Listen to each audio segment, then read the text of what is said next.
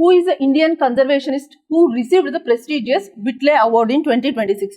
2026లో ప్రతిష్టాత్మకమైన విట్లీ అవార్డును పొందిన భారతీయ పరిరక్షకురాలు ఎవరు అని అంటున్నారు. సో ఫస్ట్ ఆఫ్ ఆల్ ఈ విట్లీ అవార్డ్ అంటే ఏంటి అని అంటే ఇది ఒక యూకే బేస్డ్ చారిటీ వాళ్ళు ఇచ్చే అవార్డు అనమాట. దీన్ని గ్రీన్ ఆస్కార్స్ అని కూడా పిలుస్తారు. ఎందుకు దీన్ని గ్రీన్ ఆస్కార్స్ అని పిలుస్తారు, ఎందుకు ఈ అవార్డు ఇంపార్టెంట్ అని అంటే గ్రాస్ రూట్స్ లెవెల్లో వైల్డ్ లైఫ్ కన్జర్వేషన్ కోసం ఎవరైతే కృషి చేస్తారో వాళ్ళకి మాత్రమే ఈ అవార్డు ఇస్తారు. ఎస్పెషల్లీ గ్లోబల్ సౌత్ కన్జర్వేషనిస్ట్లకి ఈ అవార్డు అయితే ఇవ్వడం జరుగుతుంది అనమాట.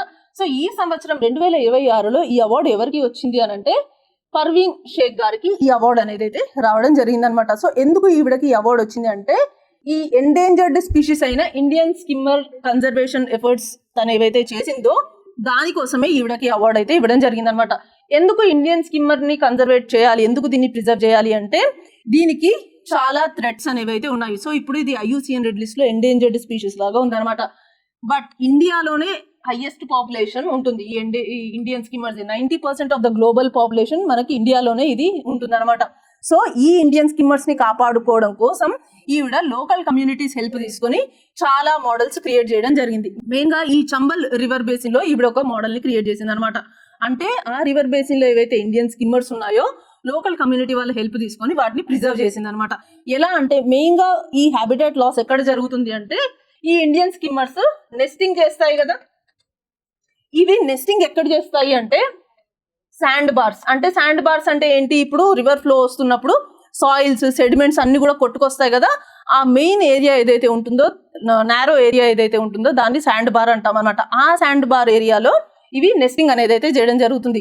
ఈ శాండ్ బార్స్ లో మాత్రమే కాకుండా మిడ్ రివర్ ఐలాండ్స్ లో కూడా ఇవి నెస్టింగ్ చేస్తాయి అనమాట. సో ఇలా శాండ్ బార్స్ లో మిడ్ రివర్ ఐలాండ్స్ లో నెస్టింగ్ చేయడం వల్ల వాటి హ్యాబిటాట్ లాస్ అనేది అయితే జరుగుతుంది. ఎందుకు హ్యాబిటాట్ లాస్ అవుతుంది అని అంటే సడన్ గా రివర్ ఫ్లో ఎక్కువ అవుతుంది, రివర్ లో ఫ్లక్చుయేషన్స్ ఉంటాయి కదా, ఆ రివర్ ఫ్లో ఎక్కువైనప్పుడు ఈ నెస్టింగ్ అనేది డ్యామేజ్ అవుతుంది, పొల్యూషన్ వల్ల డ్యామేజ్ అవుతుంది, బోటింగ్ జనరల్ గా వెళ్తూ ఉంటారు కదా దాని వల్ల నెస్టింగ్ అనేది డ్యామేజ్ అవుతుంది.